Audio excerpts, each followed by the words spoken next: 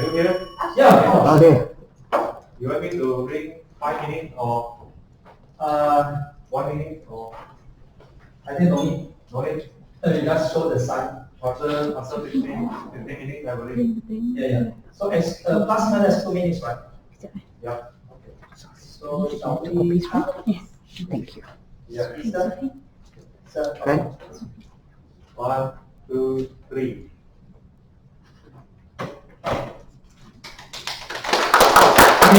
Ladies and gentlemen, good morning. Good morning. My name is Jeff, so you can call me Jeff Sam. Today's my topic is coaching for high performance. So a little bit introduction myself. Normally I introduce myself to my colleagues. I say another way. I say I was Jeffrey. I was meet in China, packaged in Singapore, export to Malaysia. Because you see, I was born in China. I was a founder of Summer Group, okay, business coach for SME process. Today I'm going to share a topic about coaching. Now we are in a training session, right? Coaching is different in training and teaching. So our learning outcomes at the end of the training, we're going to able to first understand what does coaching mean at the working place. Another one is learn core coaching skills by asking powerful questions. And third one, to improve our leadership in implement coaching. So I think in the future, we're going to, a lot of managers going to learn how to become a business coach because we are talking too much, we're telling too much. Is it? Yeah. Do you agree? Yeah. Please raise your hand. Give yourself applause. Okay, let's do a 10-second choose a choice. Okay, what kind of manager I am? 10 seconds. So which one you choose?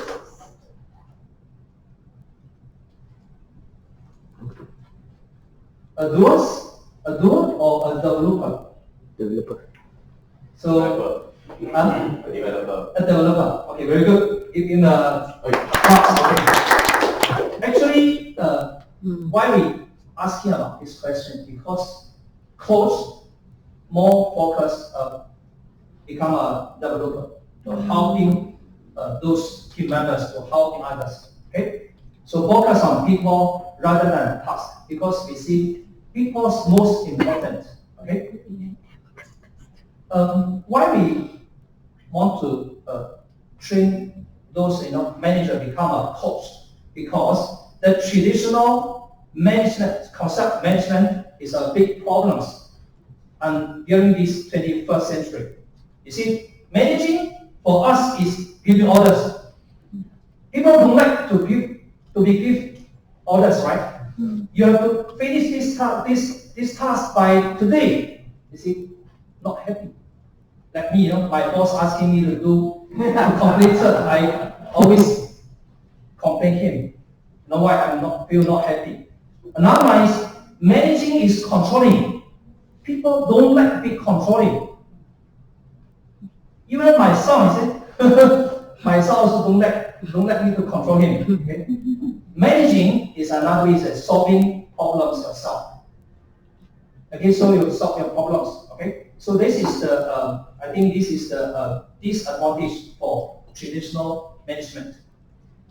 That's why we come a new model. It's a management model we call coaching. So definition of coaching is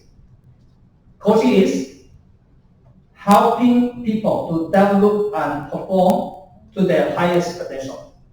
Again, coaching is helping people. It's not controlling, it's helping. It's helping people to develop their performance. That's what we call high performance. So, coaching is helping people to develop and perform to their highest potential. It's helping. Okay? So, why coach? why we have to learn these coaching skills and why need coaching skills during our working? Because coach is to help someone to change their behavior. That's why yesterday I think these few days we learned from our master, right? We learn skills, knowledge, and behavior. So we want to use coach to change those behaviors. Okay, in a way we'll be able to sustain, keep rising, managing to improve performance and to achieve our goals. So, ladies and gentlemen, you want to become a coach? Yes or yes? Yes. Yes, right? Okay. So now we are going to share some basic skills and core skills. The core skills of coaching. Core skills of coaching is about asking questions. So, ladies and gentlemen, when and why you are using questions? Anyone can interact with me? When you are asking questions? Unsure. Unsure? You're asking. Very good. Okay? Don't understand? Asking, right? So normally we are asking question is to build a relationship from your side when we're asking.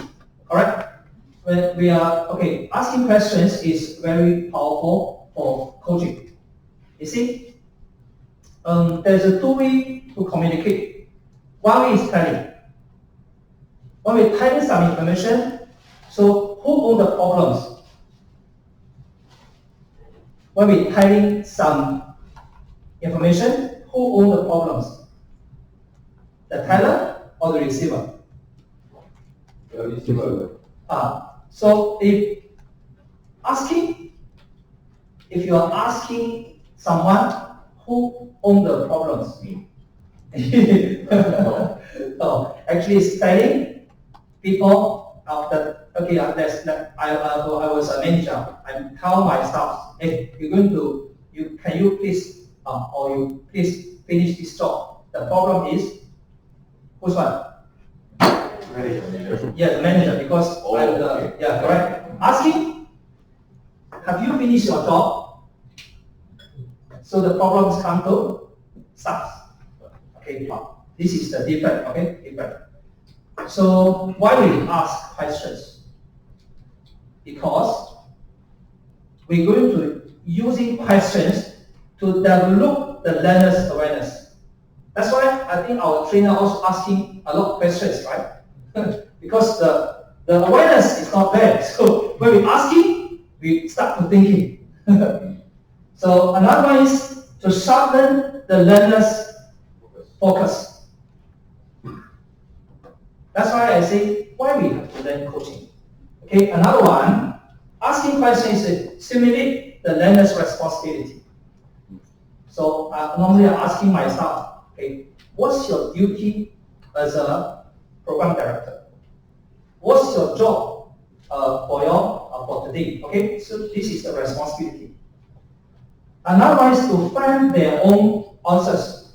Normally, my staff come with me and say, hey, Mr. Jeffrey, can you tell me how to answer those questions about this certain clients? I say, don't ask me first. How do you answer the clients first? You tell me. And your solution before I give my solution. So this is to find their own answer. Normally, I think 80% of my staff come here, then never come back again because they go to find someone to help. It's not my problems, okay? That's why asking questions. So I learned from my Shifu, my master. You see, the question is the answer. Alright? So as a coach, we believe that our team members is a lot of potentials. So asking the right questions is the answer. Normally this is the things up. Okay. Another one, today we're going to share some powerful questions. How asking. I know, since I know most of us is trainer, right? it's become a coach, is start from telling to asking. So this is the powerful questions, okay? Can we read together? So let's try. 1, 2, 3, go. What goal do you want to achieve? Okay, very good. Another one. What do you want to change? Another one. What could you do better this time? What would be your first step after TTT training? Is it powerful? Okay, another one. When are you going to start? Today. Wow. See, actually, this question is asking myself. I was first time conduct English presentation. I don't know why. Is it okay or not? So this is the powerful question. Later we're going to practice in a coach, action as a coach. So later we try. So when and what can you coach? When we start coaching, okay. So first thing is making a plan or decision. We start coaching. Is coaching maybe is coaching myself, or coaching a team members, or coaching our clients. Okay. Another one, solving a problems is coaching. Okay. And meeting with staffs. That's why my coaching skills I learned 4 to 5 years already. I think it's very effective in a communication in a meeting. Another one is problematic relations between employees. Okay, when our team members got some conflicts, we are using coaching to asking. Okay, the final one is called team to break through the limits. The limits. Okay, this is the coaching environment or coaching situation. Okay, so let's do a role play. Can we? Okay. So we're going to separate our. We have 1, 2. Okay, row A and row B. So in the table we have 2, right? So who going to become row A? Billy. Okay, row A. Let's try. Row A. Okay. So row A is become our coach. So maybe this side is a row A. Row A. Okay. A, B. So here is a row A and row B. Okay. So let's row A become a coach. So we start to asking the our row B. Okay. These questions. Let's try 4 questions. Okay. Okay. Right. We give another 30 seconds to asking row B. Okay. Let's start. Yeah. Row A asking row B. What goal do you want to achieve? When are you going to start? When are you going to start? Think about it. Could you be the first step of the TTT program? That one I have to ask you. What are you doing right now? Going to start right at today. Okay, so we take that, we opposite. Okay, row A asking row A. Okay. Asking him, what could be your first step after TT training?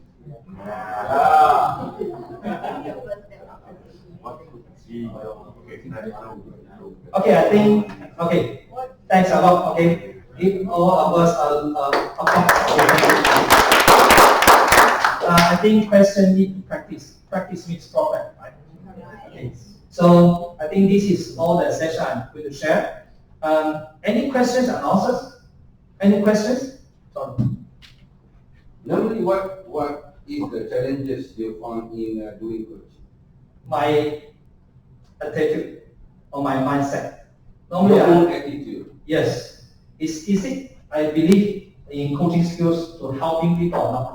If not, I'm not believe in coaching skills to help. Is try to handling or want to settle someone. It's a big challenge. It's helping people. It's not settle the problem. It's not. It's we focus on people. Do you find sometimes when the people you coach, it seems to be they themselves don't want to help themselves? Yeah, of course, sure. Then we are facing these problems, and in my part, I'm blessing. It's not a right timing to coach. There's no coaching skills and no coaching. It's not a right timing for coaching. So maybe check another day. Don't be rushed. We love him. We give him time. If you change the date also, it seems a similar response. Then it's another time again. Don't be rushed. Don't be try to handle the problems with someone. Okay. What are the tips to be a better coach? To learn and practice and practice. It's, for me, it's practice makes perfect. So coach must coach ourselves first. So we have to learn and make sure we are helping and we improve ourselves. Thank you. Our key points today for the short training is understand what does coaching mean in a working place, and we also share core coaching skills, asking questions, improve the leadership by implement coaching. This is the things I shared, and thanks a lot. Thank you.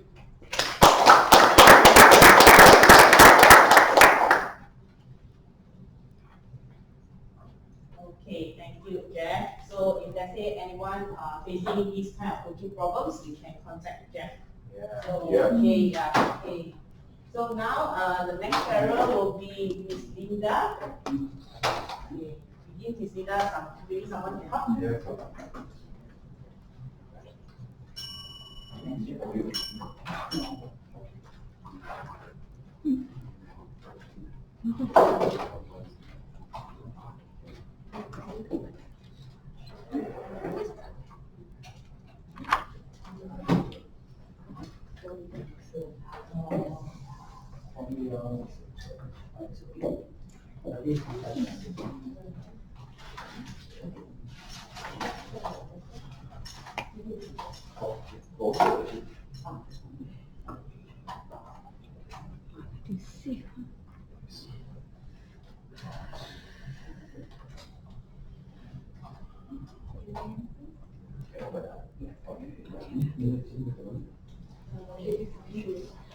Okay, let's welcome Miss Linda. Yeah, let her set up first.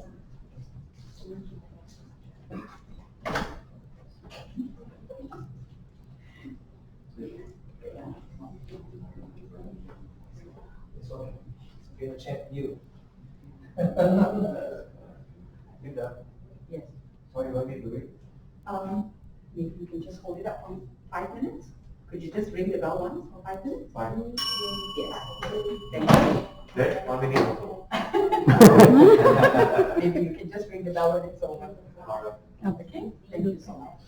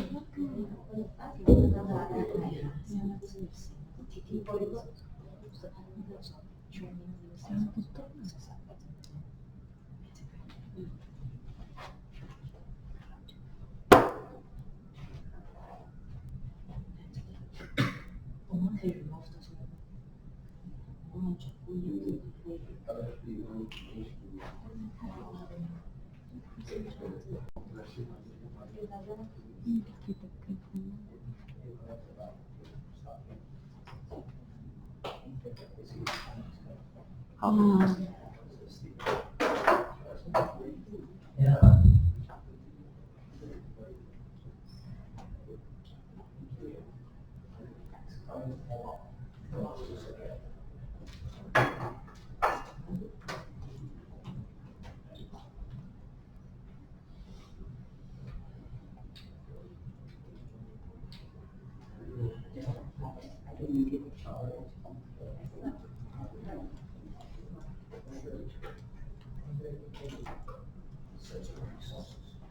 特别是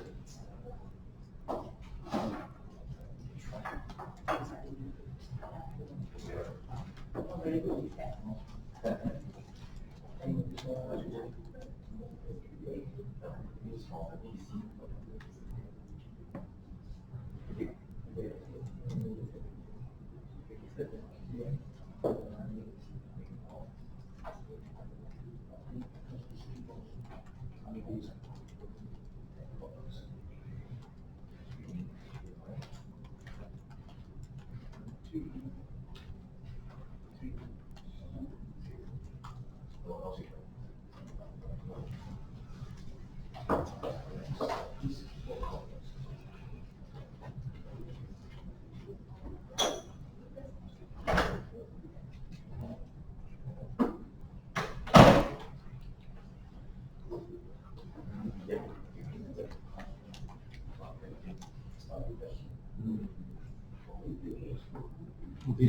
Something wrong with the connection of the projector and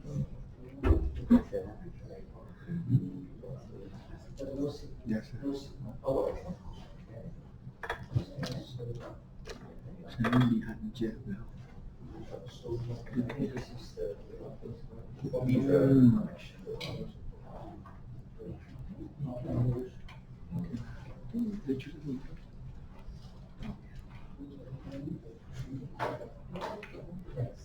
Maybe we'll copy to. with your permission, I think we switch first. Okay, can. Penny, Boleh, boleh. I think Penny went already. They just went out. Just use another computer. Go. Okay. So, Alright. due to some technical issues, so I think Penny went to the ladies, so DK is good to Okay. volunteer himself to become the number 2. Can. So DK.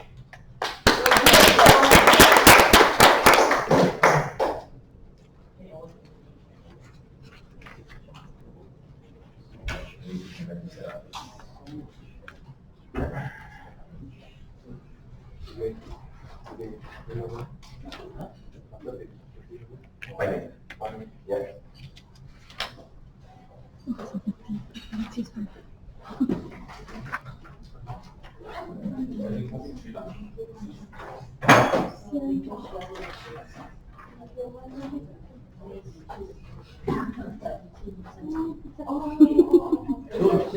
Penny, you want to go first, Penny?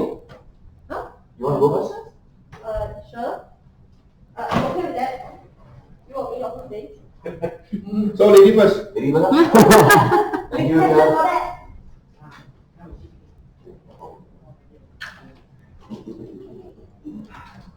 Okay, now let's welcome Penny. She's back.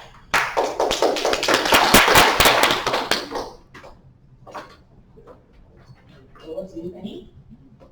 You need the mic. I need to know the table. Thank you.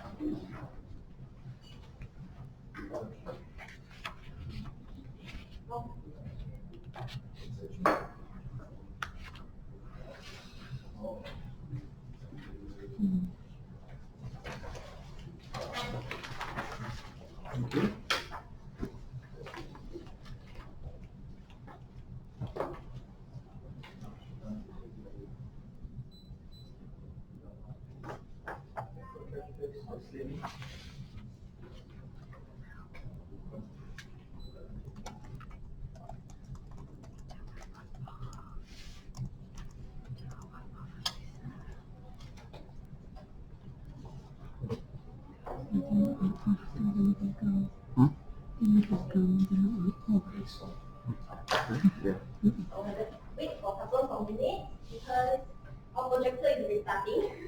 Sure. So be patient.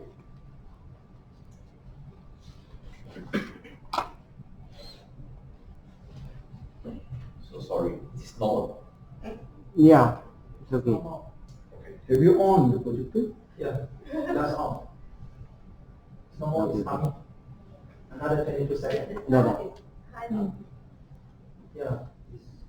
Okay.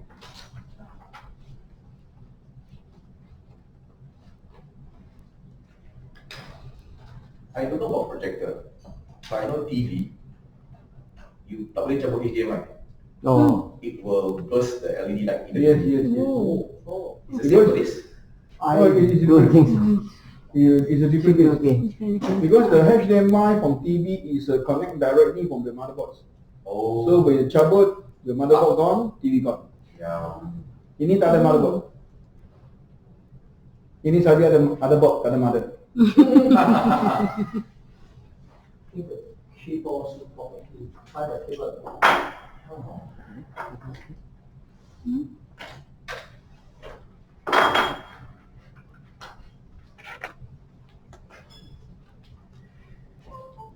Yes. Okay.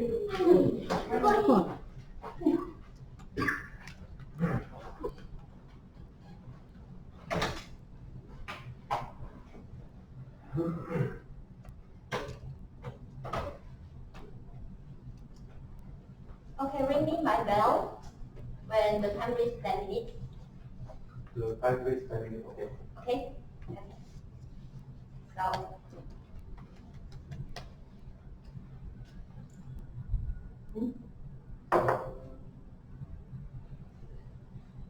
okay, hold on. You should extend on. You see, extend screen. You duplicate your screen. Or you extend your screen. Ah, Just press it. Oh, okay. Hi, good morning, and I should say good afternoon. Okay, it's around 12. So my name is Penny. So I'm doing the topic about budget planning. So how many of you were listening? Maybe a word budget in your mind. What do you think of? Related? Money. Money, yes. Figures, number, yes. Any others? You know money. Okay, that's the best thing you always think about budget. You always think of negative side. Yes, yes, yes. Actually, yes. Budgeting actually you should say is related with money, expenses, and so also the cost. But it doesn't mean everything should be go to negative side. You cut cost, you save money, they only call budget. Okay. So today I'm doing the budget planning. So you all here for listening for the budget planning. So the learning outcome that I'm going to deliver is about you should be able to apply this method, budget planning, in your business strategy. Since everyone here owns a business, I should say, okay, so you should know what is business and also budget strategy. Budget planning. Okay, in both of these. So, what is the differences between business strategy and the budget planning? You should think it should be same, right? It's still planning. We are just doing the money allocating. Okay, it's the same thing, right? But actually, it's different. What's the difference between these two? First is the scope.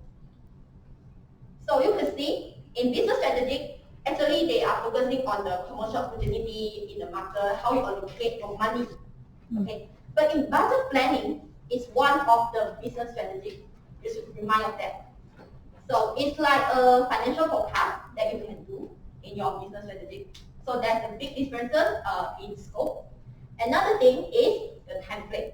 So you can see in business strategy when you do for the planning, it should be a long term. Okay, it's a mission and vision, okay, for your company. Okay, you are doing the planning for like few years back, maybe few years after in future. But in budget planning, you are doing forecasting. So it should be a short term. Okay, the short term thing should be like maybe a quarterly, a 12-month budget planning. Okay, so that's the big differences between business strategy and budget planning. And why are you here for budget planning? Because the business strategy already decided by your boss, right? So you are the management level who are doing the budget planning. So it's kind of important for you all to remember, to know what is budget planning. So let's see. The first thing to do in budget planning, you should know the calculation. So when I say about budget planning, you all will think, a lot of maths lah, right? A lot of numbers lah, a lot of figures, right? But before that, we should know some of the concepts. When we do budget planning, the always common thing talk about is revenue minus cost equal to income. Okay. So everything, the first thing you will say, oh, I think of budget planning, reduce the cost. The first thing, reduce the cost. Okay. But actually, besides of reduce the cost, you could increase the revenue. Have you ever think of that? The cost is there, right? You have to eat, you have to pay for your staff expenses. Okay. You always think of, I want to cut off. But besides that, you could think of a positive side, which is increase your revenue. Okay, so you can get higher income, right? We need to consider this. Yeah. Yes, everyone. It's a But kindergarten. why budget planning always reduce costs? Never I see a very rare I see a cost increase. Because when you increase cost, also when you double triple also no problem. Yeah, that's the cost. The cost always is up. You won't really realistic in all your cases. I know you met a lot of businesses. Okay, actually costs keep on going. So when you want to do the first thing when we call budget planning, the first thing you thought, count the budget. Okay, so we reduce the cost. Actually, it's not really realistic enough, right? Because the cost is there, especially in these 2 years, we are facing pandemic. I believe a lot of fields they are facing the cost increasing. Okay, the cost cannot be avoided, right? And then the second thing within these 2 years, the inflation is up and up and up. I believe you could feel. Those days we're having noodles like 5 ringgit. Now 10 ringgit. Yes. So the inflation keep coming on, and then your staff need to leave. You have to increase your staff costs. But the first thing you think about is get rid of your staff, cut your staff, and then so that you can cut your costs. It doesn't really realistic enough. Why don't we switch our mind thinking to increasing our revenue? Are you agree with that? Yes. So bear in mind, it's a good thing. Everyone go positive. Okay. So to increase your income, the main thing you have to do is to increase your revenue, right? So to increase your revenue, there is a thing that you always do. Increase the number of people and also or increase the price. There's a lot of doing that. Everything. We find a lot of customers, and then we go find a lot of we sell more, and then we do more productivity, something like that. We're increasing the number of people, the number of clients, or else we increase our product price to get higher revenue. Is that true? Okay. So there's one tip you still can do. Anyone know about it? One more tip. Other than these two.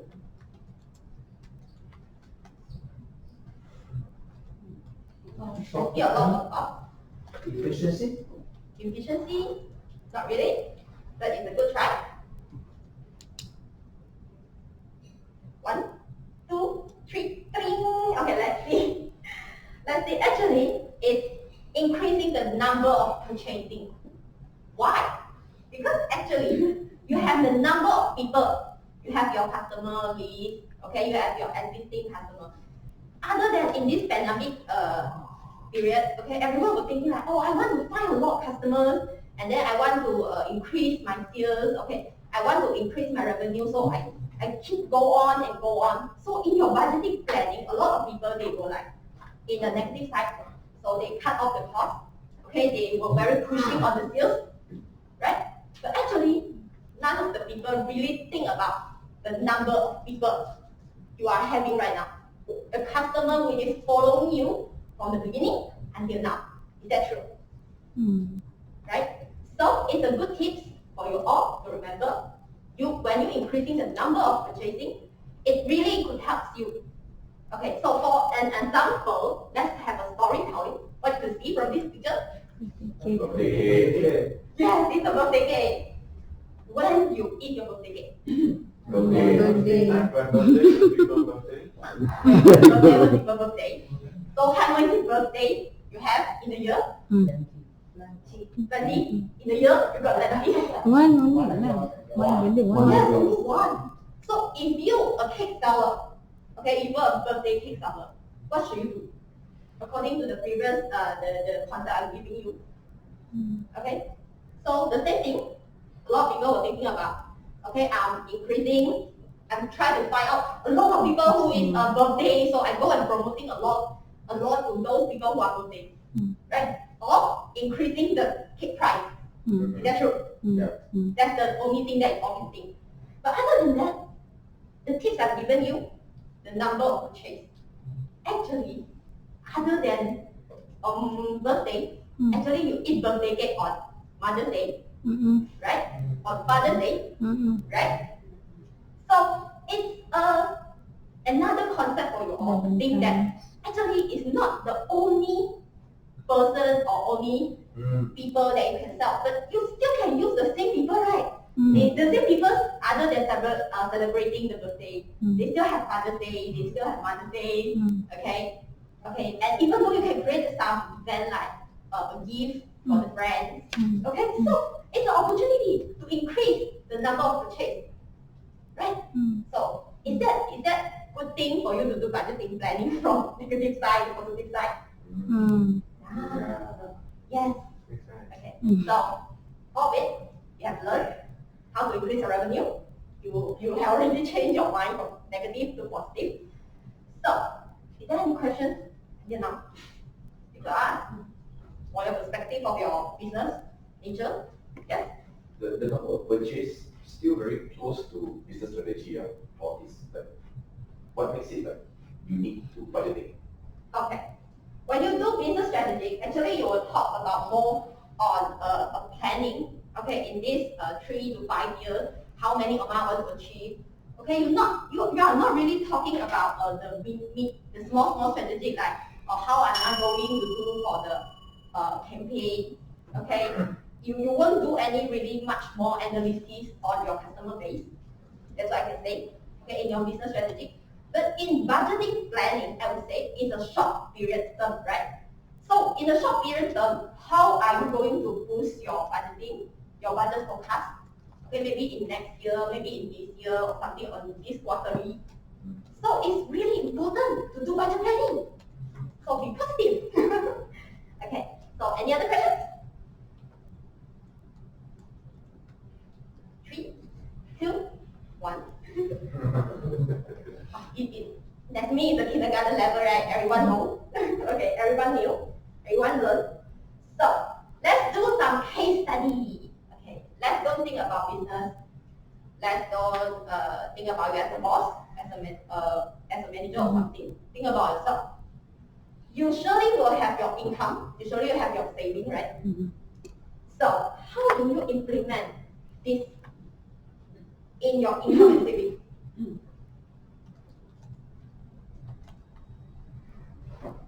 Anybody want to try? In this time, I will distribute some case study brochure, yes, but not today yet. Okay. So when we come to income and saving by your own, right? You're talking by yourself. A lot of people, like number of people, they will say, oh, okay, I go maybe work few jobs. I go do part time to increase my income. Okay, the prices, I try to get more higher paid job. Okay. But a lot of people, they forget the number of purchase. So in this scenario, what you should do? Spend more. Are you sure you want to spend more to do your income and saving to achieve that goal? No, yes. So you have to reduce your number of purchases. Okay. So in another perspective, if you are on your own, please reduce your number of purchasing so that you can save a lot of money. And then for businesses, go on it to try to figure out how you want to increase your number of purchasing. Is that true? Yes. Thank you all, and you learn fast. Okay, so the next scenario I'm talking about is, let's learn about revenue. It's a calculation. So everyone, do you have your calculator with you? I believe your phone has a calculator function. Yes. Okay, let's do some math. Okay, it's a add-on thing, add-on minus thing. Okay, so when you want to reach a revenue of 100K, okay, you are having 50 numbers of people, and the price of selling is 50 ringgit. So how many number of purchases you should have in this?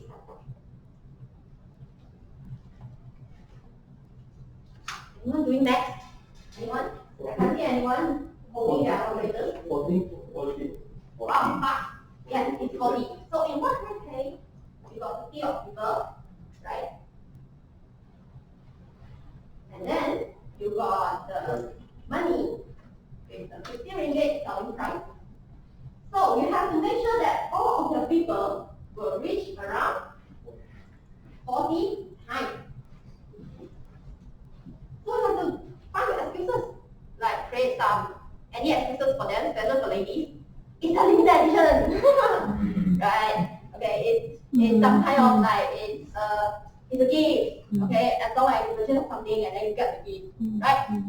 So they will create the 40 times. Other than you keep cutting the cost, keep increasing. Okay, they try to find a lot of people. Okay, maybe you need to increase your price or something. Yes. So it's a good thing you all have learned. So the next, well done, everyone. Give a call of applause. Yes, done. That's the thing from the positive side to from the negative side to the positive side. Okay. So at the end of this, I would like to recap what you have learned. The 3 things you have learned in these 40 minutes. First, you have learned what's the differences between business strategy and business planning. So what are the 2 things I said about this? The first one, scope. And the second one? Long-term short. Time, yes. So, and the second thing I was doing about calculation, okay, that what Ms. Jekmu said, is always the law of attraction. Okay, the formula is there, it's always there. Revenue minus cost, only you can get your income. So that's the last. When you want, I say don't do the costing, so do the revenue thing. So the revenue should be people plus price plus what? Number of purchase. Yeah, number of purchase. Yay! Thank you.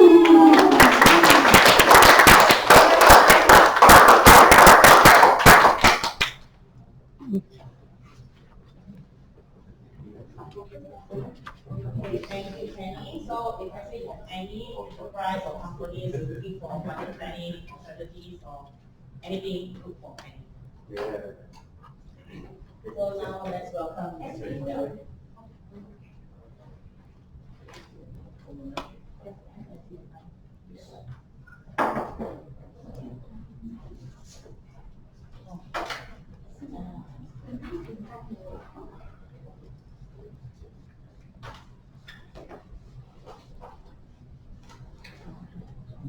Are you going to teach the law? No. I can't teach law in 15 minutes.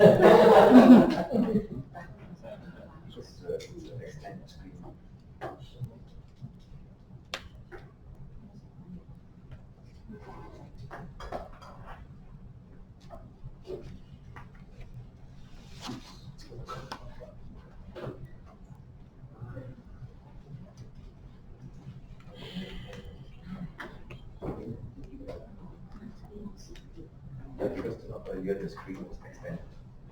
Was changed.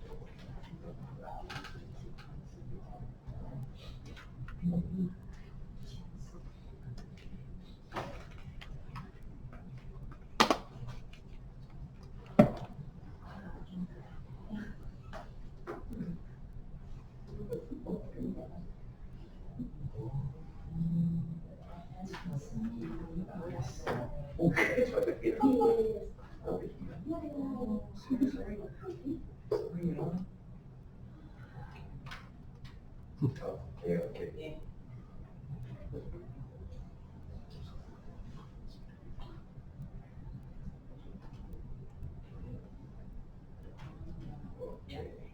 Oh. Scary.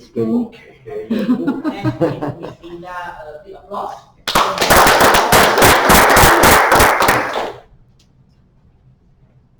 Good morning, everyone. Good morning.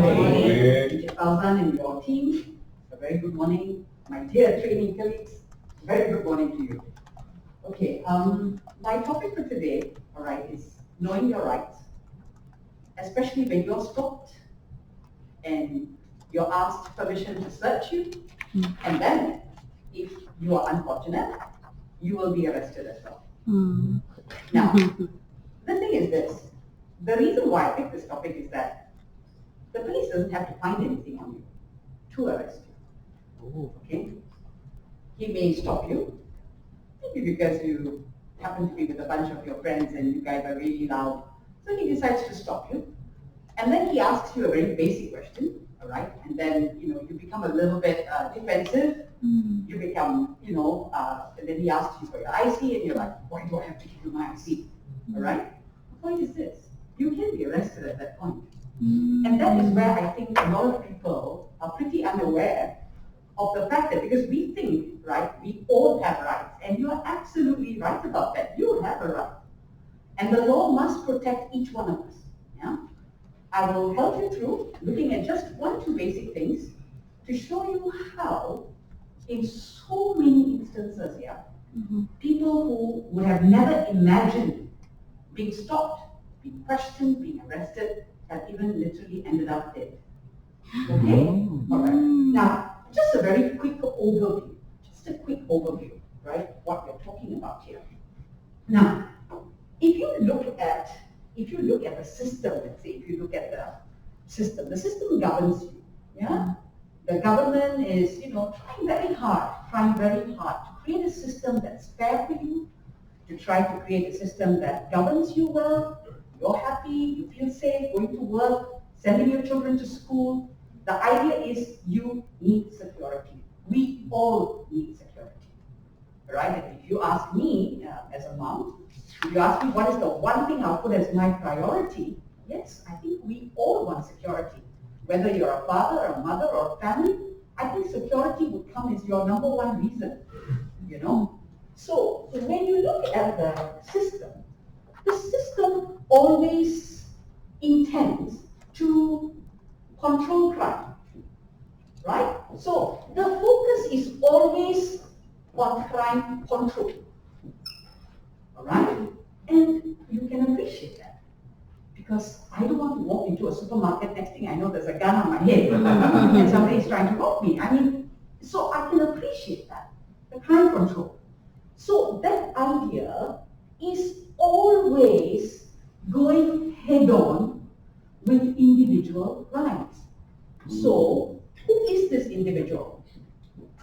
This poor boy who might be at the shopping mall, who might accidentally be, suspected as the person who pulled out the gun, but actually he wasn't. Yeah? So, the point is, there is always this clash, always this dilemma, The government wants to protect you, government wants to protect all of us. So what does the government do? The government gives the police a lot of powers to make sure they can catch the burglar, the thief, whoever, right? But unfortunately, that process, you find that a lot of innocent lives are wrongly convicted. Okay? Now, if you look at the learning outcome, what do I want to achieve today? Well, very, very simply, just a basic understanding of what a stop and arrest is. What a stop and search is actually. Alright? I also want to introduce you to being aware of the disadvantages. The disadvantages of avoiding a stop and search. You may not realize it, but it has very negative impact. And lastly, that you are in a position to apply the knowledge and the steps that we have learned today. All right, but like I said, it's going to be a really mini one, right? And to make sure that in the event you are stopped, you not carefully. So we are looking at our knowledge, what arrest search, and we're looking at our knowledge of what it is to be stopped, searched, and arrested. All right, please apply your skill.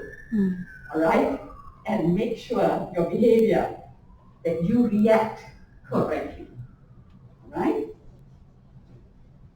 Now, a very quick definition of stop and search.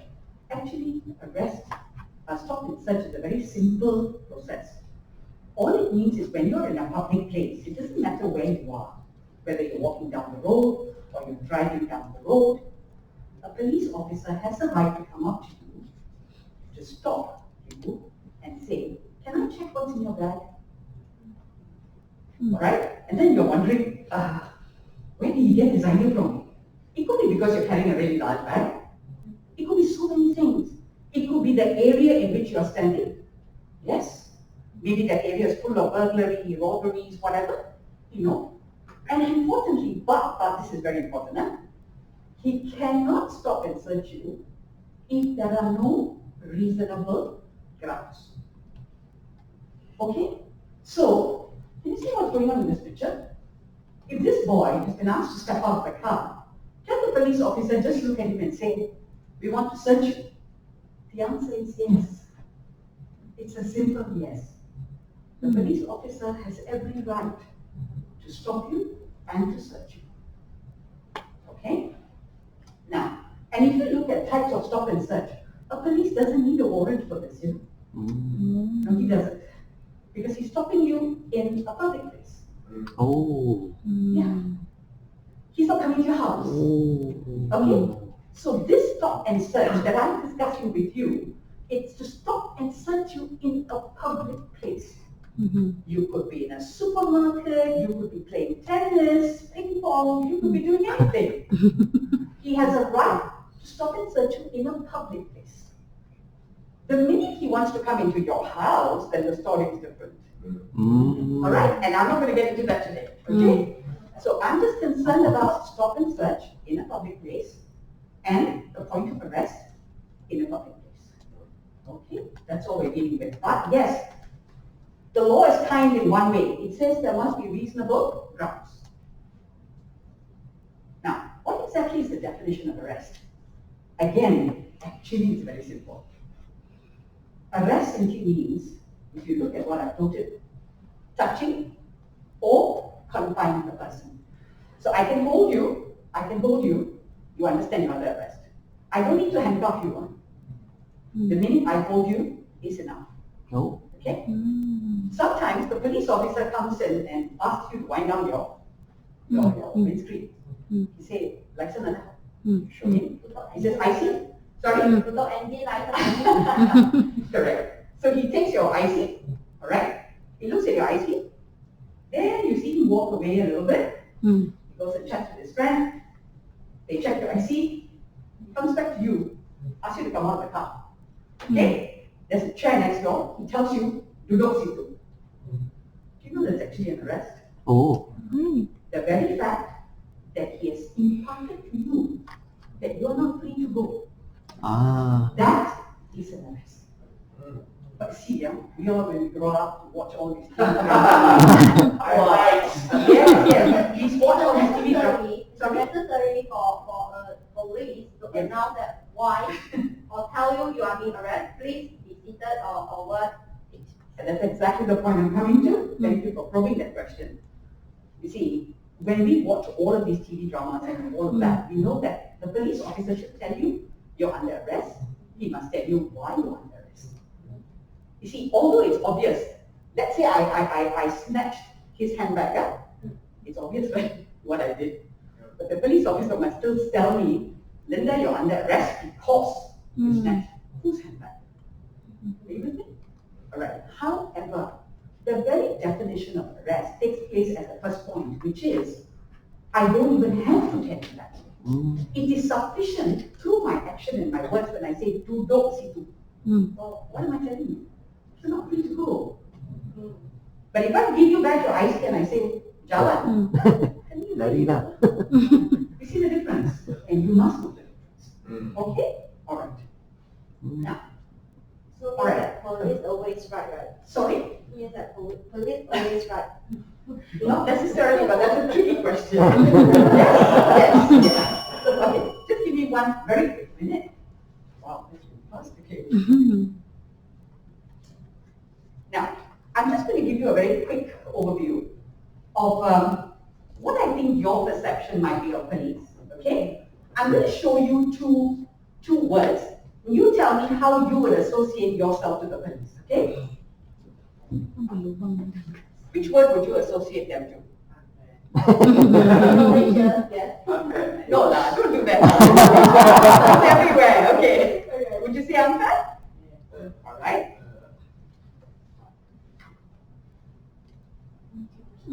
Friendly, intimidating. Okay. Lion, kitten. Lion. Helpful, tidak apa? Nah, helpful lah, helpful. Gentle, forceful. Gentle. Gentle. Gentle. Forceful. Ah, gentle. Okay. Kind, unkind. Angkat. Thank you very much because you're making my lesson a bit easy for you today. See, the important thing is this. There are many police officers who are kind, who are gentle, who are helpful, who go out of their way to help you. Unfortunately, the basic perception that most people have, whether it's Malaysia or outside of Malaysia, okay, is that police officers are very cunning, crafty, they're manipulative, right? They're out there to do their job, and probably 10 convictions in a month would make them look good, like they've done their job. Okay? So please bear in mind that the important thing is that our perception does not make the other surrounding issues easier. In fact, it makes it worse, right? Now, if you look at your basic rights, all right, when does a suspect have, when you're stopped and searched, what can you do?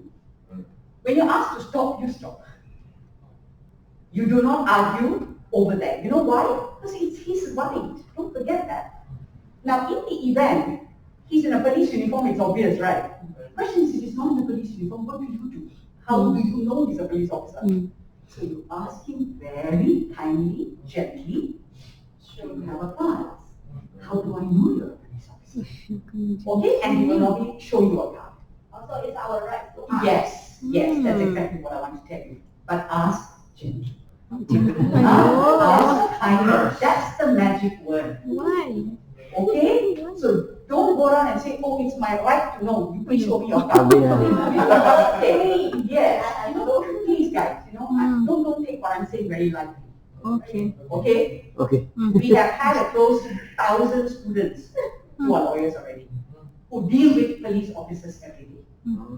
Alright? So don't take lightly what I tell you. Alright? The point is, be kind, be gentle. Because it's their right. They're only trying to protect you. Yes. Okay?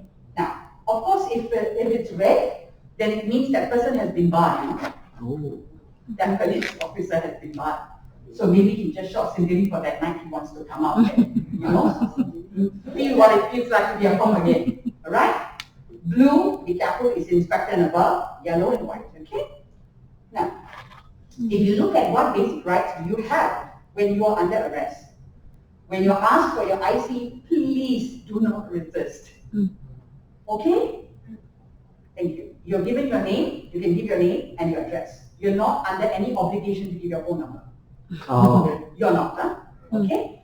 So IC, name, address, you can't do anything. You have to give. Now, if let's say, you can ask him, let's say he starts to ask you further questions. Where are you going? What are you doing? If he starts to ask you a lot of questions, you know what you can ask him? Am I under arrest? Oh, you can ask him that question. You know why? Because you don't have to answer any questions. Oh. And if you did, when you do get arrested, it might get you into a lot of trouble. I see. Okay. So in fact, you don't have to do anything except giving your IC, right? That's what you have to do. Then he can turn around and tell you, I'm arresting you. Once he tells you he's arresting you, you have to answer the questions again. But until he tells you he has arrested you, you don't have to answer any questions. Okay. Okay?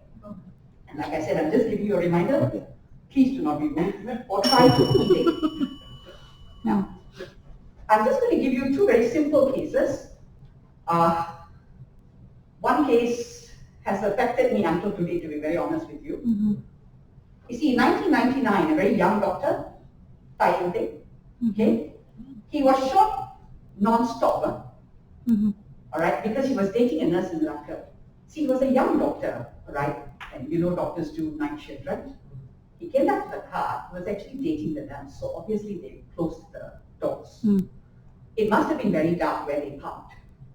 So what happens is the police officers came in. Okay?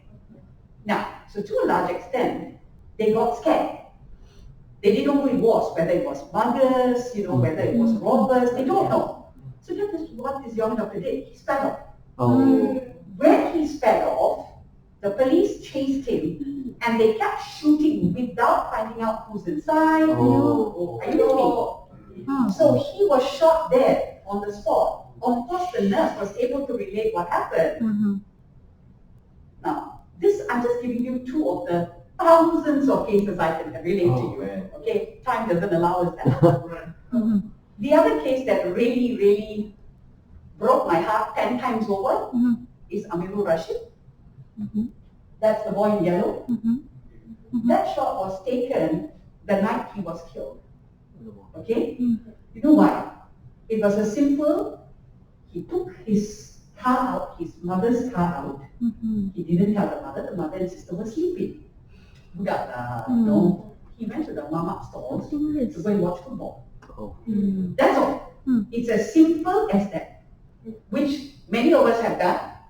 Many of our children are doing. Okay?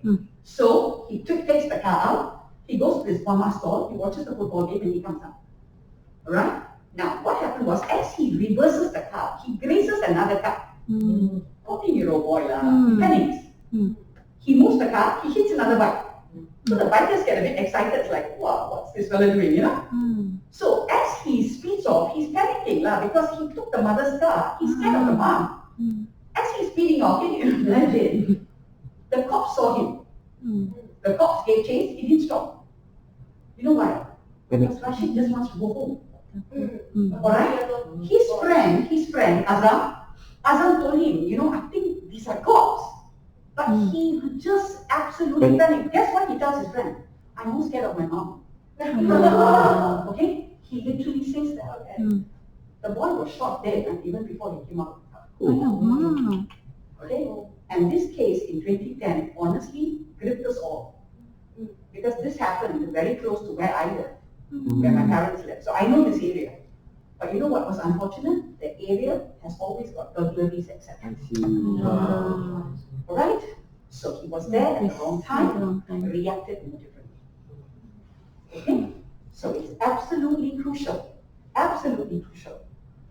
Alright? The thing is, don't forget this. Police officers have reasonable force. Okay? Now, my time is up, so I'm going to move a little fast. Just to bear in mind, what is important is that you know exactly what stop and search and arrest is. Yes? You have an idea? Do you have any questions on that? And we are always aware of the disadvantage of avoiding stop and search. It's important that you are aware. Because I think sometimes we don't know. Okay? And we must all be very careful not to resist stop, search, or arrest. Just one last note. Many of us here may not be drinking and driving. Many of us don't. But you have colleagues, you have friends, you have children. Guys, please pass the word around. Today, if you are stopped and you're asked to blow into a breathalyzer, you have any idea what the repercussion is? Anybody knows? On the spot, you're fined 10,000 now. Not 2,000, not 3, 10,000, and you go into jail 1 day. 1 day. And yes, and it doesn't matter how high or low, no. Point is, if it passes the breathalyzer, you go in 1 day. The law was changed 2 years ago. Okay? So please just be aware. And of course, what is very, very difficult is of course the fact that there is always this balance, So the government is always juggling, trying to juggle you. But at the same time, there are some very innocent victims as well. Okay? Thank you so much.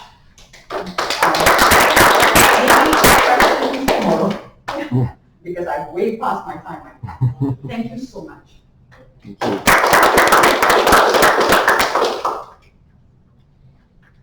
Okay, thank you, Ms. Linda. So when you're approached by police, you'll know what to do. Don't speak, just stop. Okay? Call it done. Yeah, call him direct. Call me also can, you can call me. Yeah. Linda, one question. Linda, one question. Yes, sure. You said public area. Yes. Offices? Okay, when you're talking about once you're inside the premise, Ah. it's actually no more public place. Oh. Yeah, but if it's the corridor where Huh. public can Ah, ah, access to, it's a public place. Oh. So let's say you're going to enter your office, right? Ah. And then there is like a podium where Staircase. anybody can go. Ah. That's a public place. Okay. So a public place is where the public have access to. Okay. But sometimes to go into office, you need a card, Ah. isn't it? Then it's not a public place already.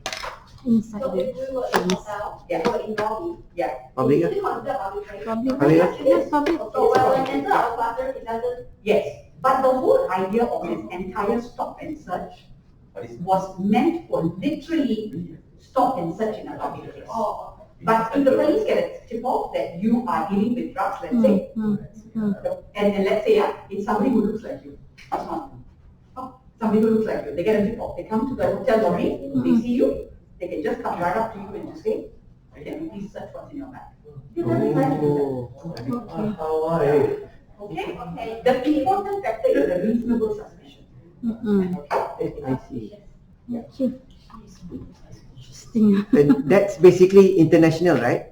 Yes, mostly. Yeah. Okay. Yeah, it's not just in Malaysia. Okay. Literally everywhere. Okay, thank you, Ms. Linda. So Interesting. now, DK?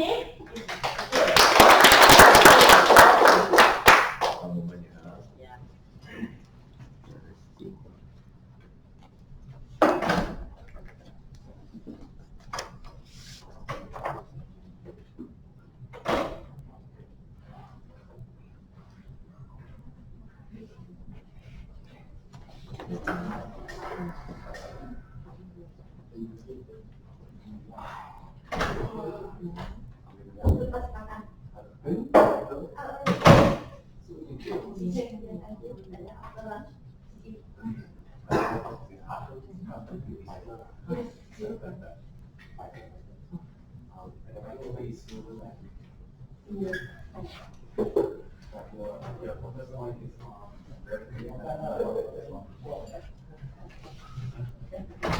Economic crime and a lot of people talking about it. So I changed the then that's the thing, the company wanted to be a trainer to educate your staff in okay, so I've got this perspective and how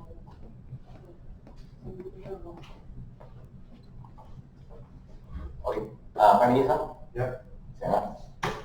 Ready? Okay, good morning everybody. Morning. I hope you guys have enjoyed yourselves so far.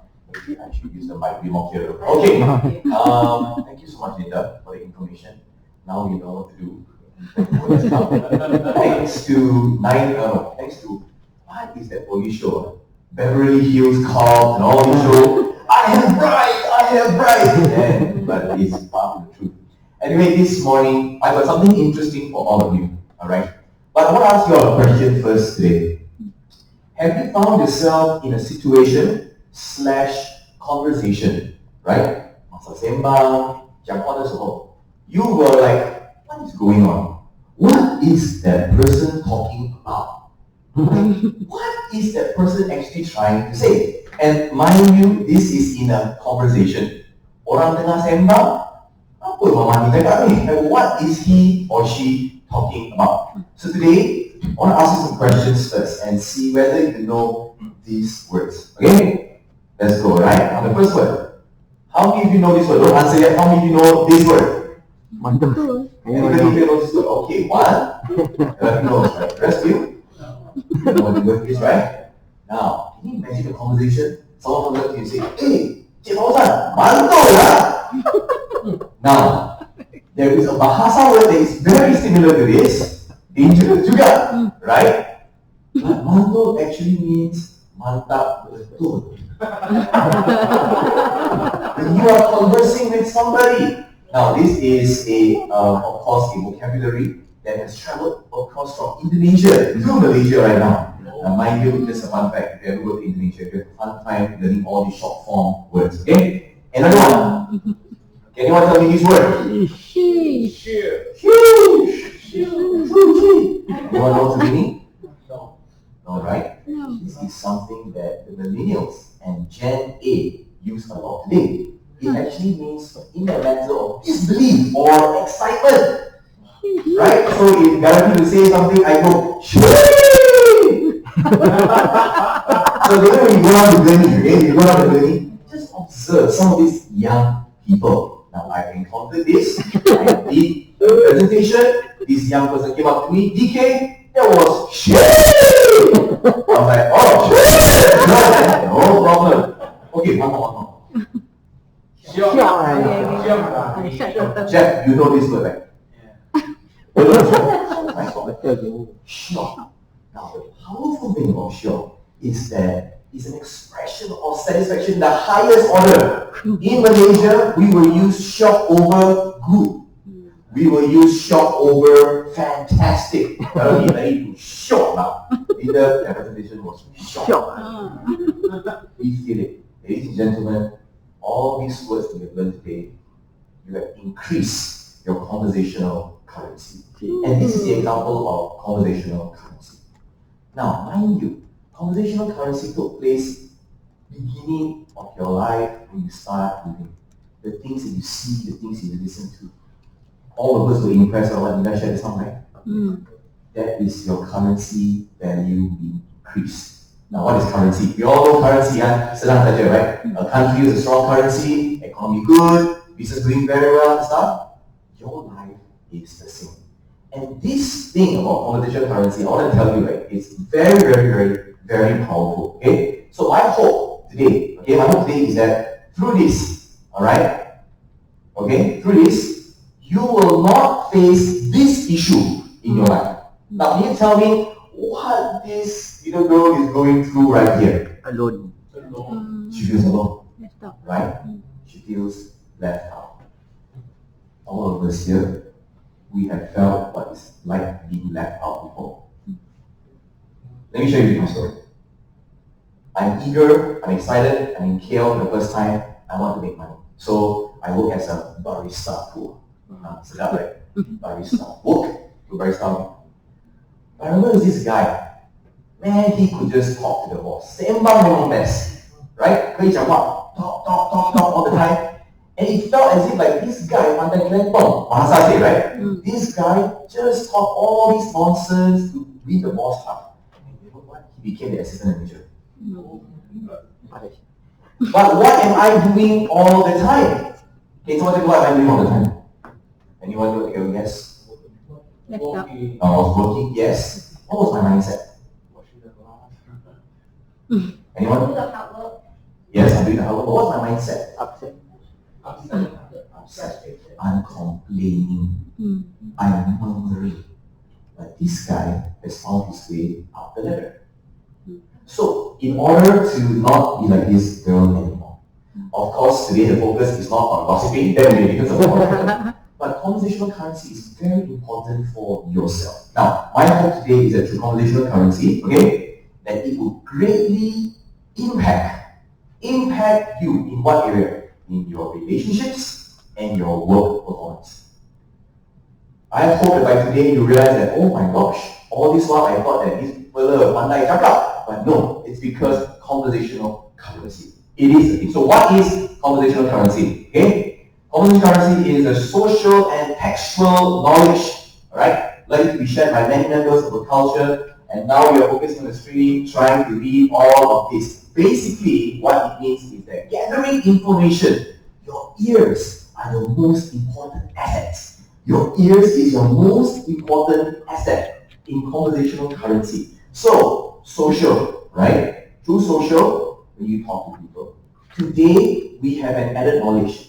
Kalau polis berhenti kita, we know what to do. 如果警察停我们, we know what to do at that moment. It's very, very important, right? Next thing, textual knowledge. The books you read. As a trainer, this is a big must for us. All the books that you read. Myself, my generation, we listen to a lot of podcasts. A ton of podcasts, right? To increase our knowledge. And what would that help you do? Don't you realize that Sensei Pausa, his entire 4 days, has been operating out of his conversational currency. He talked about badminton, he shared his knowledge of his experience. It is remarkable. Of course, that is mastery and the level of mastery. And I believe all of us can accomplish it if we recognize this as an ability. So, wherever you go, your ears is your most important asset to this. Okay? Now, I got a video to play for you. Some of you know this show, this sitcom. It's called The Office. How many of you watched this show before? There's this particular scene in The Office that is really remarkable and again reinforcing the idea of conversational currency. Now, give you a little context. The lady, her name is Jen. The guy in the suit here, his name is Michael Scott. He's a very famous regional manager, right? So, as you watch this video, I want you to pay attention to her behavior, his behavior, and of course this person that you're trying to sell the product to. Alright? So let's take a look. We can start by going over Right. Well, Metropolitan County has not been immune to the slow economic growth of the past 5 years. So for us, ask the question, what do you buy is budget reduction. Awesome Blossom. I think you should share an Awesome Blossom. What do you say? They are awesome. This is a business meeting. Sure. Okay, it's done. So, I heard a very, very funny joke. See what she's doing? Chris, you don't have to listen to this. It's okay, I like jokes. Okay. Just one. Just one joke. See her. I'll Just just hear get one. I'll think of a different joke. Awkward, right? The first guy says, well, I'm an astronaut, so I drive a Cessna. And the second guy says, well, I am a pimp, so I drive a cheap Escort.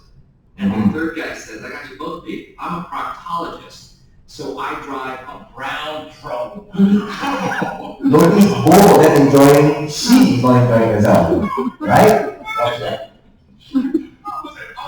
Remember, you're trying to sell your product, okay?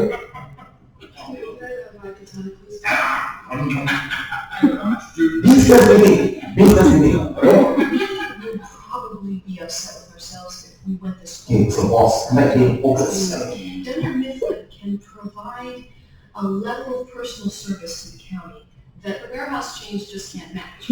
Well, we are out to save money. What's the bottom? You got it.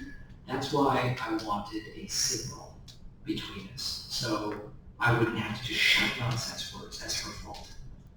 Did somebody say baby back ribs? Now he's ordering baby back ribs. It's a business meeting. We got to sell, we got to sell, we got to sell. Now he's thinking. Don't be seen, huh?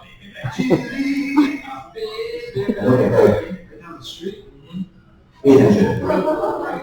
Spent my whole life right here in Lockwood County, like not a 10 movement. I know this place. I know how many hospitals we have, how many schools we have. It's home, you know. I know the challenge is county's up against. Here's the thing about those discount suppliers: they don't care. They come in, they undercut everything, and they run us out of business. And then once we're all gone, we jack up the prices. It's terrible. You know what? It is. I don't know. I guess I could give you guys a business, but Jackpot. you have to meet me halfway, okay? Because there's the we make cuts. Corpus can go blow a stick. We could change. Look at the boss right now. Ladies and gentlemen, we laugh. Some of you wondering, now this is a business meeting. Why do all this nonsense? I want my baby back, baby back. $1,000,000 deal. $1,000. Have you realized that people close deals because you think they talk about the business and numbers? Why do you think people say go for entertainment? Think about the moments in your life when you close the deal, or even you enjoy someone. It's because what? Hey bro, nanti kita watch bola, lepak bola. Okay. Hey, so besok macam mana deal tu? Ask the girl. That is conversational currency. So this one you notice, right? Jen, come on guys, focus. Let's get back to This guy, no, budget cut, sorry. Budget cut. I'm gonna follow budget, strict budget. But this guy will his way. Then the winning factor was what happened? What did he talk about? Yeah. I know this place that I stay. He used his conversational currency. He tapped into it. Very important as we learn. Now, I want you all to know how you could build, right? How you could build your conversational currency. Alright? When your conversational currency is high, you are able to control, navigate, and build a sustainable environment. This is one thing I want you all to remember. When your conversational currency is high, you're able to control, you are able to navigate, and also build a sustainable environment. 3 things. If you forget everything today, 3 things to remember. Everybody say, Oi! Oh, come on guys, get me out there. Everybody say, Oi! OIT is an acronym that I want you to remember that will help you build your conversational currency. Right? First is observant. You have to observe what is going on, what is happening around you. That's how you increase your conversational currency. That's how you become from Malaysian ringgit to Singapore dollars. You want that from your life. You want to be successful. This is the way to go about it. Be observant. Number 2, get involved. Be involved. Now, I want to share with you a story real quick. I know of this boss, right? Very, very sad story. So this boss right here, he has a company, okay, and under him, he's got a few young people working for him, right? So of course they go lunch together and everything. And one day, this group of people here start complaining, my boss don't understand, my boss don't know what we're doing. But when I talk to the boss says, these young people, I don't know what they're talking about. How can I connect with them? You know what? In a matter of 2 years, these guys decided to leave. What happens when they leave? He's left alone. He felt betrayed. He felt like no one is listening to him. But only if you realize that she is a language to communicate with them, it will make a difference. Right? Then of course, lastly is be teachable. So many of us, because we are older, we are unwilling to go down to the level to learn what this young person is actually saying, or what this older person is saying. So today, instead of saying that, oh, orang ni pandai, sembang kuat, this person talks a lot, is talkative, actually that person is just practicing his conversational currency. In anything that you do, you higher your conversational currency, I want to tell you, you will see an increase in your relationships and your work performance. So this is my hope for you, right? Oi! Remember that today. Remember, once again, a quick conclusion and recap and understanding. When you have a high conversational currency in your life, it will greatly impact your relationships and your work performance. Now, I want to let you on a secret. When you're able to do this healthily and successfully, right?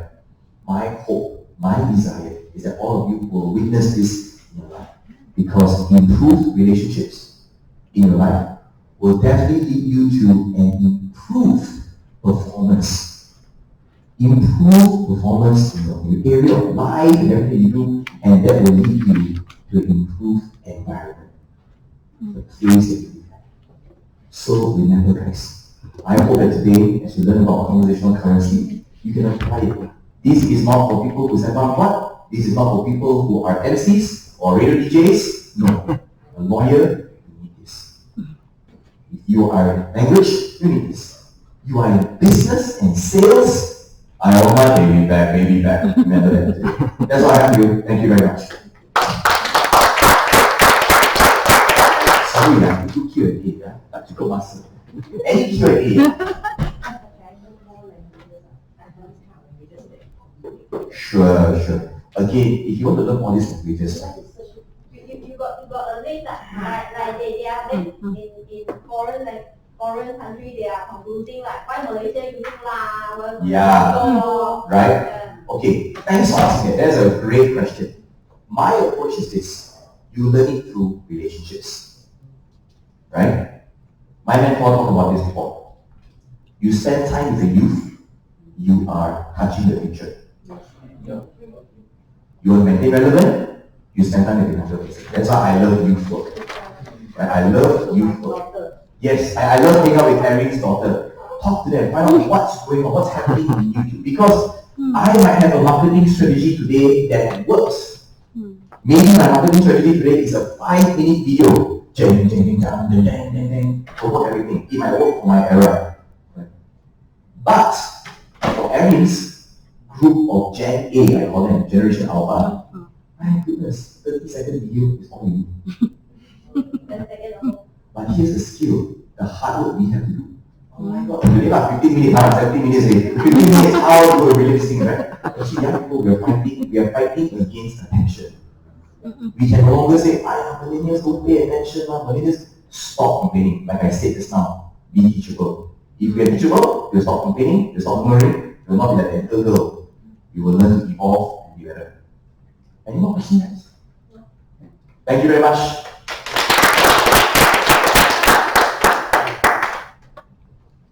Okay, thank you, DK. So, guys, feel like what your presentation is what chill it is. Okay, thank you. Another round of applause for his presentation. I think he has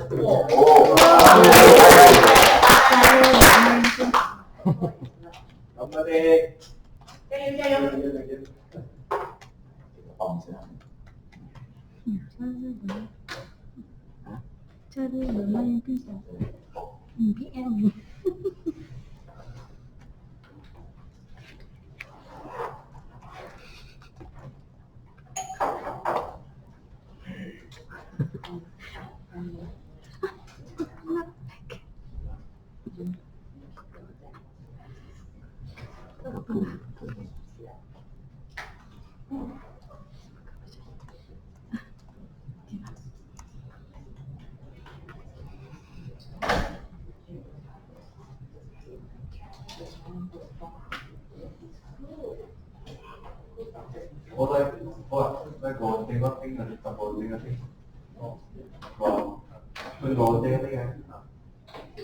I think you need to adjust the laptop because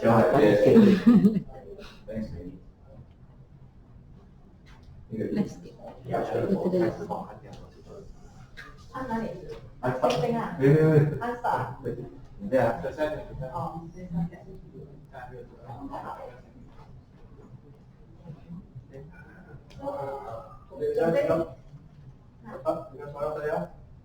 You need to use oh, you need assistant. So, Paul, 告诉我准备好了吗？准备好了？ Okay. Yeah, start 啊。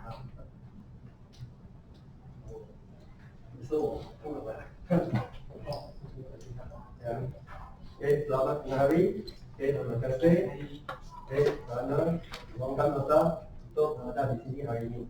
Okay, nama saya Ho Sing Wei. Kau boleh panggil saya Ho.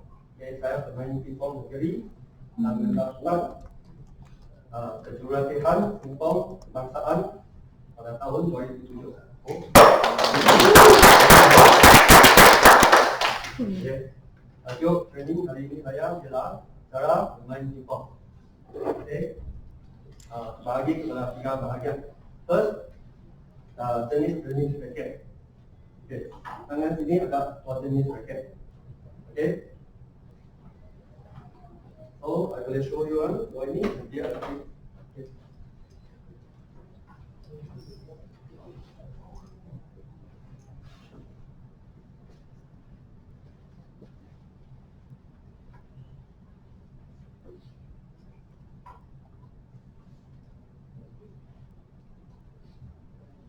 Okay, nampak perbezaan dua raket itu? Boleh? Boleh rasa?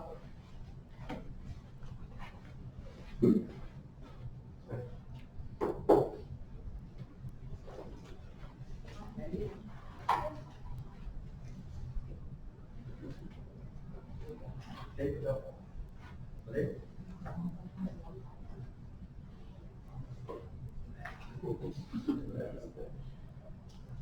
Okey. Di sini nampak perbezaan raket dua ini. Satu besar, satu kecil. Okey. Ya. Ya. Okey. So sekarang saya akan tunjuk cara memegang raket kedua-dua ini.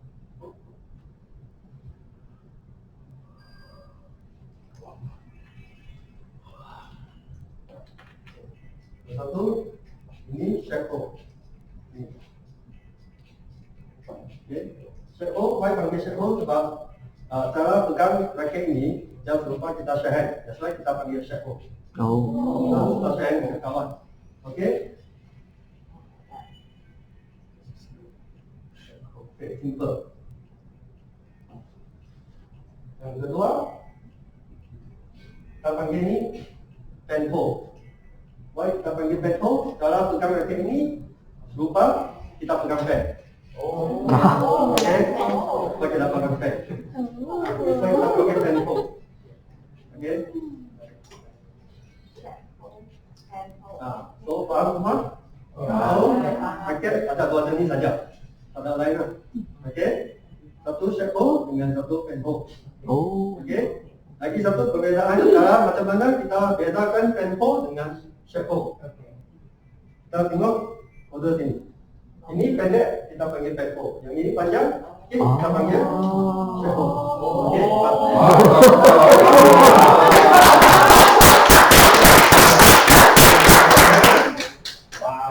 Hari itu deh, baru tahap baru saya tahu hari ini. Okay, ini basic lah. Okay, lepas kita faham, okay, raket ini dan terus dia akan tunjuk cara membuat servis. Okay, membuat bola.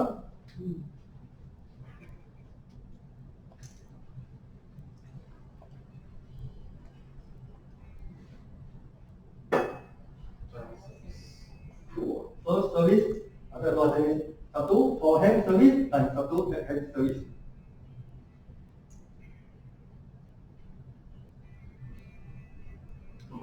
Apabila kita mula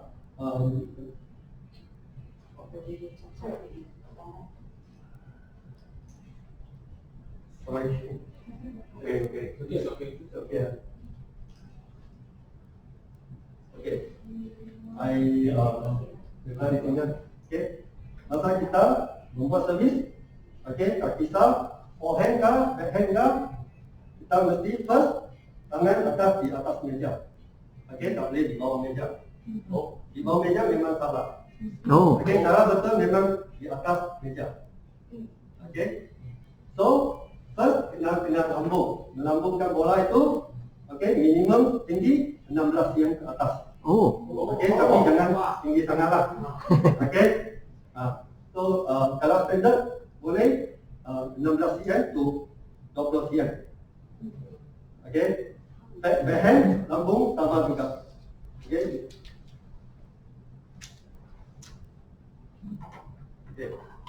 Sekarang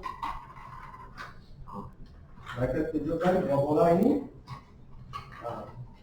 Satunya kita ada dua bola lah, tapi sekarang ini sudah tak pakai. Ini lama kecil. Diameter dia 38 mm. Dan bola lalu sekarang pakai adalah 40 mm. Tapi warnanya memang warna dia putih dengan orange juga. Dua color standard international. Tanda color lain. Tapi kalau international size tak? Ya, international size memang pakai 40 mm. Tapi hanya putih saja. Orange balik. Orange boleh. Orange balik. So boleh bedakan antara size yang besar dengan kecil. Antara 40 cm dengan 40 mm dengan 38 mm.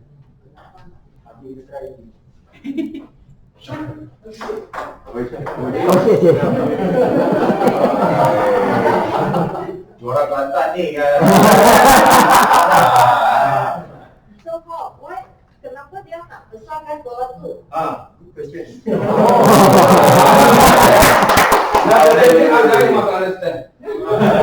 Tujuan mereka tukar from 38 mm to 40 cm. Ini kebaikan untuk para penonton. Sebab dulu 38 kelajuan speed banyak cepat. Tak nampak? Tak nampak. Nampak orang panggil macam itu saja. Dan tiba-tiba sudah game over habis. Sekarang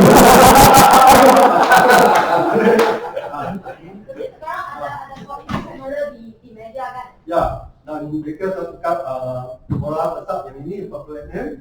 Kelajuan dia slow sikit. So kita kita walaupun kita tengok di TV, kita pun boleh nampak bola.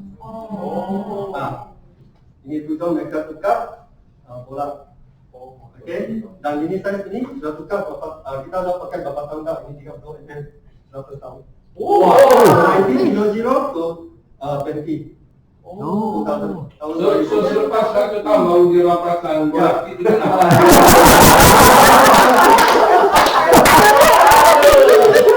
Dan mereka pakai bola ini sepatutnya mereka start pakai di tahun 2000 sini Olimpik. First time mereka pakai bola itu. Ya, semakin laju. Jadi cakap makin perlahan ni. Semakin perlahan bola makin besar makin perlahan. Ya, makin perlahan. Sebab tapi tak nampak juga dia punya swing lah. boleh lah kalau pakai ini lagi tu. Okey.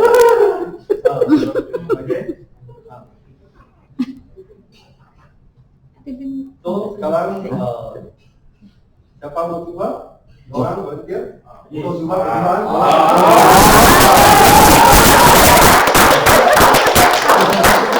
Dah plan orang lain. Saya payah. Saya boleh lawan.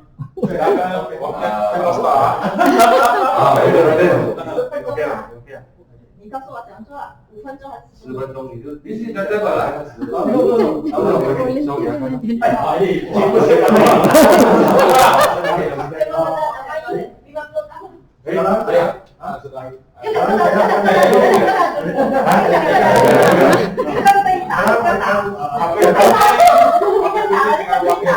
Ayo, you ni ada. Okey.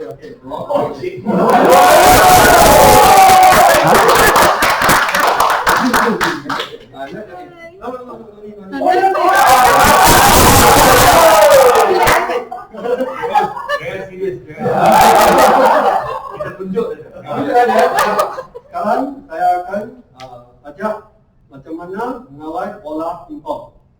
Okay, control. Okay, how to control basic. Okay, how to training control the ball. Okay, first. Okay, bagi saya yang pakai shake hold ke pen hold ke cara yang sama. First, okay, kita akan berdiri di keadaan yang selesa, tenang. Okay, relax. Okay, then tangan, okay, dipakai kiri ke kanan ke, sama juga. Sentiasa berada dalam shape. Okay, lebih kurang dengan jalan.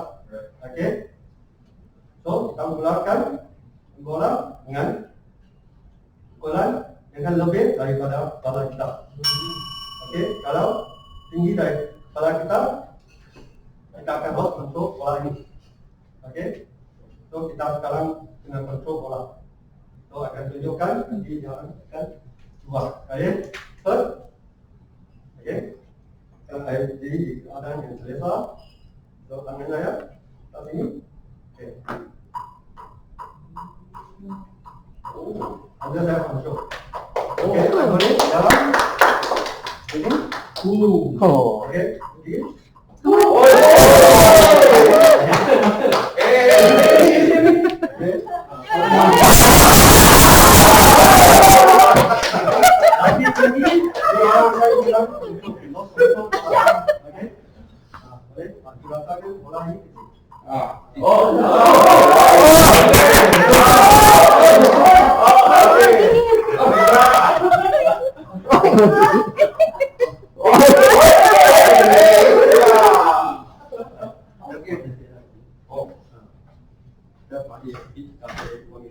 Dia cakap saya profesional kasih kecil. Masih.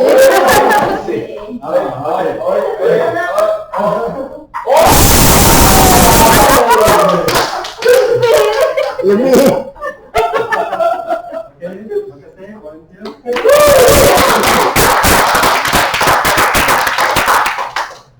Itu saja training saya hari ini. Terima kasih.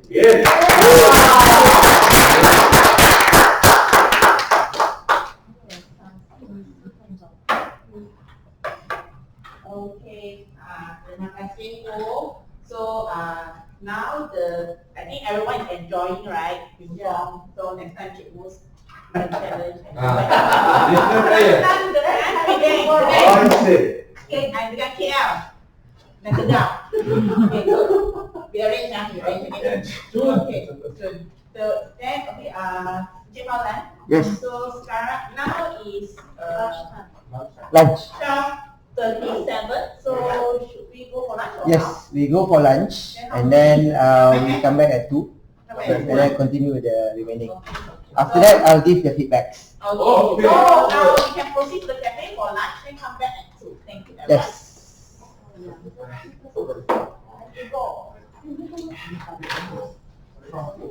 People sudah warm up, sudah mau present tadi.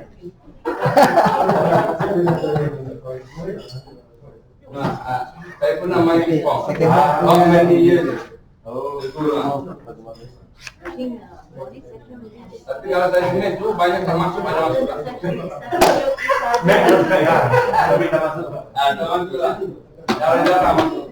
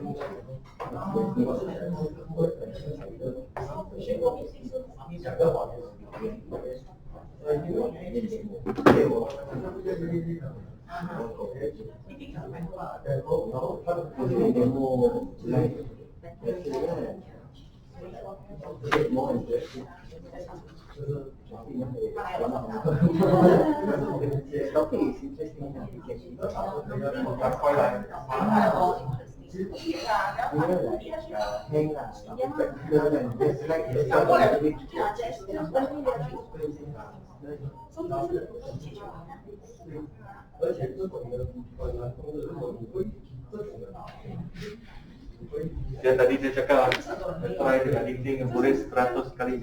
Oh. Oh. Kena tunjuk lah. Dia terror lah.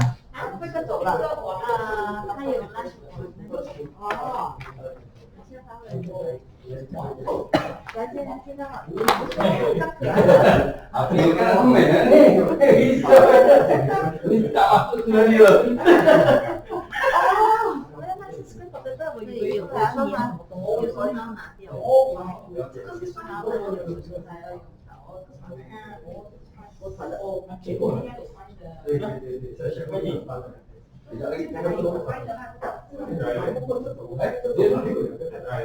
Try the Kamu tu dah dia berapa? Saya sini ni ada ni. Dia dah tambah tu. HMI. Saya dah HDMI. Ada. Ada. Okey. Nanti tak HDMI. Eh, jom lah makan. Nanti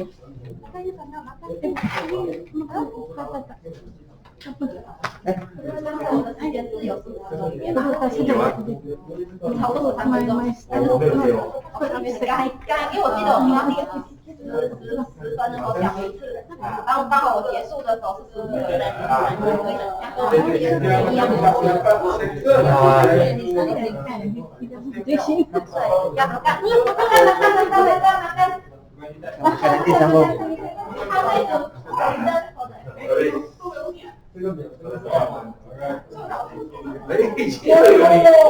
You can make lagi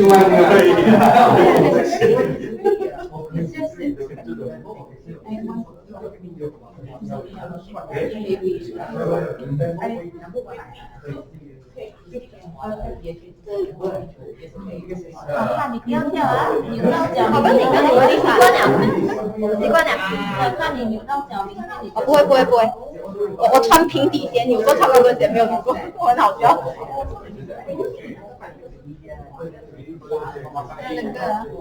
Lega, dah habis.